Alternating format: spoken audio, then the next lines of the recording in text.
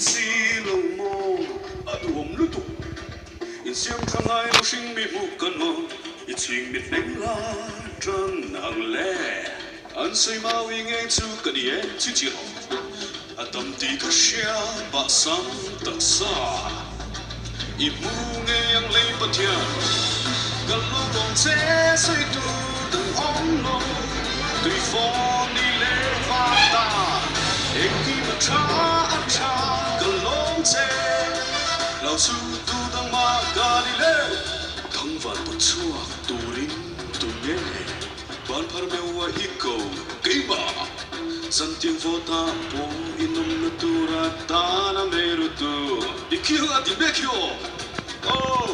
ilim na tu le i lom nan ke po le ni tin ni tan ni ka man na sin khi fi te hi ka thua ma sin ke po le i ta na khi trong kai ni tu ri ka long long che sei tu dang ong lo i ta na khiam ka po chua na song te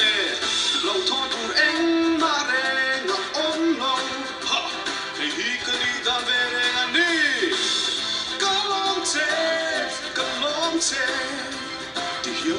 han ngai tho sin te oi di kan so ni tu chu ka soi zen the he ti lai mu na thil bak so so pai ka shin te ti phone bim na le lu